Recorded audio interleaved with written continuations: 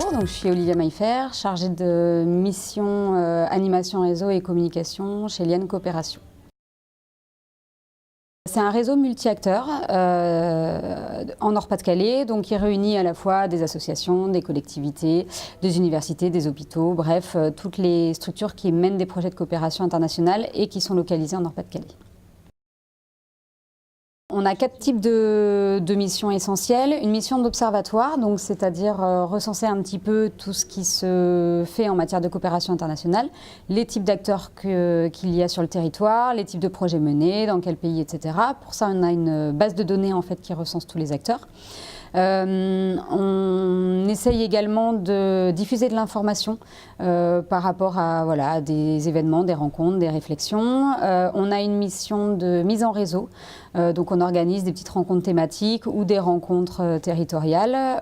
On organise également un grand colloque chaque année sur une thématique bien précise. Et on a une mission d'appui conseil, c'est-à-dire qu'on accompagne des porteurs de projets, donc soit des collectivités ou des universités, des choses comme ça, soit des structures associatives ou des particuliers.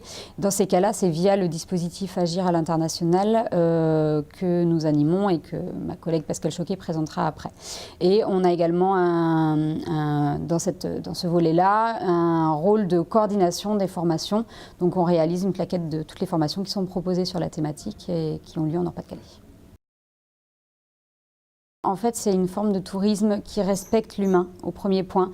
L'objectif n'est pas la rentabilité absolument financière, c'est surtout un juste milieu entre le social, l'économique, l'environnemental, donc pour que à la fois les touristes y trouvent leur compte par rapport à une découverte, à une sensibilité, etc. Et les populations locales qui accueillent ces touristes puissent également en tirer profit, j'aurais tendance à dire, mais pas que profit économique, mais un profit culturel, un profit aussi en matière de développement sur leur territoire, et que ce tourisme puisse leur permettre à eux concrètement de développer des projets chez eux.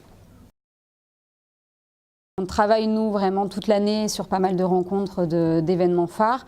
Il y a le colloque dont je vous parlais, Culture et coopération internationale, le 3 décembre, et essentiellement la semaine de la solidarité internationale qui démarrera donc le 16 novembre jusqu'au 24 novembre, qui a lieu sur toute la région Nord-Pas-de-Calais.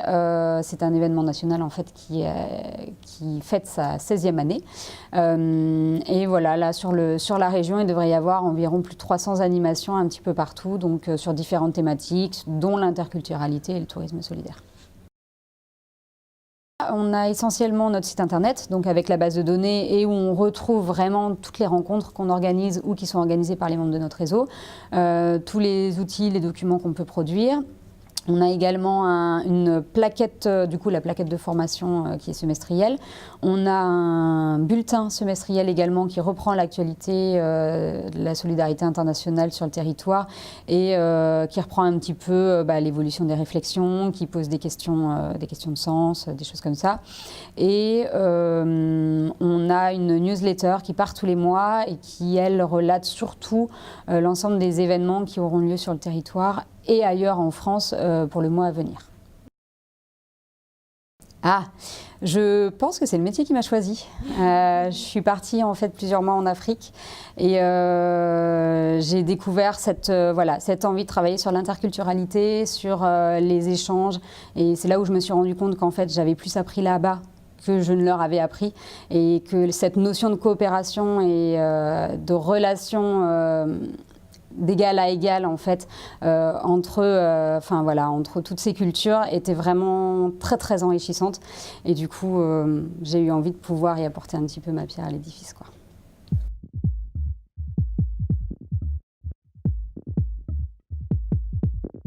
Bonjour, je suis Pascal Choquet, j'anime le dispositif Agir à l'international, qui est un dispositif mis en place par la région Nord-Pas-de-Calais et qui a pour objectif d'accompagner les porteurs de projets de solidarité internationale dans leur démarche. Alors, Agir à l'international est concrètement un réseau de 27 structures d'appui sur le territoire de la région Nord-Pas-de-Calais. Des structures qui sont différentes, qui apportent des expertises différentes en fonction des besoins des porteurs de projets. Et donc, on travaille en partenariat pour pouvoir qualifier les actions. Alors, on organise à peu près 2 fois par mois des réunions d'information sur le territoire. Donc souvent, ces réunions se passent à la Mresse à Lille, donc au 23 rue Gosselet, métro République ou mairie de Lille, pour ceux qui veulent nous rejoindre. Ces réunions permettent en fait de communiquer sur les aides qui sont disponibles, notamment les appels à projets du conseil régional et également des autres collectivités du territoire au niveau local ou national. Et puis, ce sont des réunions qui permettent aussi d'échanger avec les porteurs de projets, de les orienter vers les structures les plus à même de les accompagner. Nos objectifs, bien sûr, c'est la qualification des projets, c'est-à-dire faire en sorte que les actions qui sont menées soient de qualité, donc évite certains accueils qu'on a pu voir dans le passé par manque de connaissances du territoire, par manque de connaissances de la méthodologie de projet, faire en sorte vraiment que les personnes puissent être accompagnées dans leur démarche, ne soient pas isolées ou seules, puissent également aussi être en synergie avec d'autres acteurs, d'autres structures qui agissent et voilà, permettre que chacun puisse réaliser au mieux les actions qu'il entreprend. Alors au sein d'Agir à l'international, vous allez retrouver essentiellement des ONG, donc des acteurs de terrain qui mènent des actions régulièrement donc, dans certains pays, alors, notamment en Afrique de l'Ouest. On travaille beaucoup avec l'Afrique de l'Ouest, mais aussi en Amérique latine, en Asie. Donc des ONG qui vont vous permettre en fait d'échanger par rapport à leurs expériences, donc vous donner des conseils de professionnels.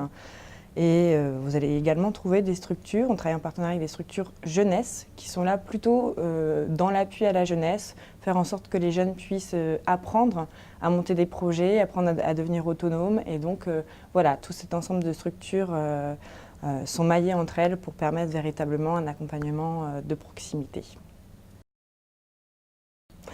Le côté social est un choix de vie, oui, quelque part c'est un militantisme, c'est une manière de voir peut-être le monde, de se positionner dans ses choix de consommation, d'action au quotidien. Et effectivement, c'est important d'avoir cette dimension lorsqu'on monte un projet de solidarité internationale parce qu'on le fait pour être solidaire avec les autres, mais on le fait aussi pour soi, pour pouvoir aussi marquer la manière dont on a envie d'agir dans le monde et sur notre environnement.